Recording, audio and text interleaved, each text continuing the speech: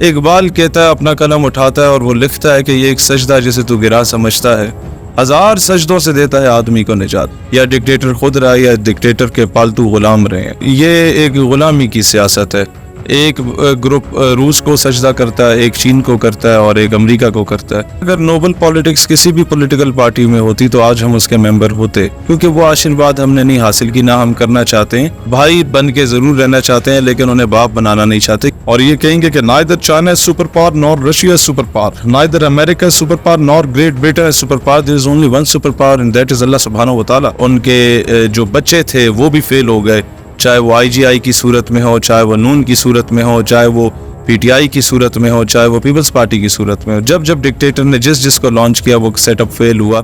Agents بولا جاتا ہے، کوئی بھی رائیولز آپ کے یہاں پالیٹکس کے، اس میں سے آپ کو بھی یہ لقب دیا گیا کہ آپ ایجنٹس ہیں بیرونی ایجنسیوں کے، تو یہ کیا وجہ ہے کہ ایجنٹس کا خطاب کیوں دیا جاتا ہے پاکستان میں؟ دو سوال ہیں، ایک تو یہ کہ اگر ایجنٹ ہیں تو کس کے ہیں، اور اگر تو ہم را کے ایجنٹ ہیں تو کیا آئی ایس آئی سو رہی ہے، اور اگر ہم آئی ایس آئی کے ایجنٹ ہیں تو آج ہمارے سامنے جیو اور ایئر وائی کے مائک پڑے ہوتے، ہم لائیو کوریج ہمیں مل رہی ہوتی۔ آپ یہ دیکھیں کہ جتنی پولیٹیکل پارٹیز ہیں ان کے 200 بندوں کے اجتماع کو 4 گھنٹے لائیو کوریج دی جاتی ہے، اور ہمارے لیاقت باغ کے جلسے کو کوئی ایک چینل 1 منٹ کے آدھے منٹ کے لیے چلانے کو تیار نہیں ہوتا۔ کیوں؟ کیونکہ وہ آشیرواد ہم نے نہیں حاصل کی، نہ ہم کرنا چاہتے ہیں۔ ہم ان کے ساتھ بھائی بن کے ضرور رہنا چاہتے ہیں لیکن انہیں باپ بنانا نہیں چاہتے، کیونکہ ہم اپنی آئیڈیالوجی پہ کمپرومائز کبھی نہیں کرنا چاہتے، اور نہ ہم کبھی کریں گے انشاءاللہ۔ یہ تو ایک کہ آپ کیا سمجھتے ہیں پاکستان میں ڈرٹی پالیٹکس ہے یا دوسرے اس کے برعکس ہم کہہ سکتے ہیں نوبل پالیٹکس؟ دیکھیں، اگر نوبل پالیٹکس کسی بھی پولیٹیکل پارٹی میں ہوتی تو آج ہم اس کے ممبر ہوتے، اور ہمیں کہیں پر اس طرح کی چیز نظر نہیں آئی۔ جہاں بھی دیکھا پیپلز پارٹی کا عروج آ رہا تھا، جو جاگیردار نواب وڈیرا سرمایہ دار کلچر کے اگینسٹ بنی تھی، وہ سارے پیپلز پارٹی میں چلے گئے۔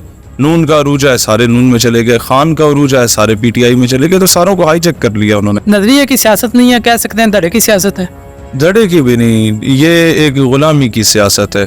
ایک گروپ روس کو سجدہ کرتا ہے، ایک چین کو کرتا ہے اور ایک امریکہ کو کرتا ہے۔ ہم چاہتے ہیں کہ قبلہ و کعبہ مرکز و محور ایک مصطفیٰ کریم علیہ الصلوۃ والسلام کی ذات مبارک ہے، اور آپ اگر اللہ تعالیٰ پہ توکل کریں گے اور یہ کہیں گے کہ neither China is super power nor Russia is super power, neither America is super power nor Great Britain is super power, there is only one super power and that is اللہ سبحانہ و تعالیٰ، تو پھر اقبال کہتا ہے اپنا قلم اٹھاتا ہے اور وہ لکھتا ہے کہ یہ ایک سجدہ جسے تو گرا سمجھتا ہے، ہزار سجدوں سے دیتا ہے آدمی کو نجات، تو وہ ہم اس پہ بلیو کرتے ہیں۔ یہ بتائیے کہ ڈکٹیٹرشپ کا کتنا عمل دخل ہے پاکستانی سیاست میں؟ دیکھیں، ہمیں ہمیشہ یہ کہا گیا کہ کئی ایسے ملک ہیں جو جمہوریت کے بغیر بھی چل سکے۔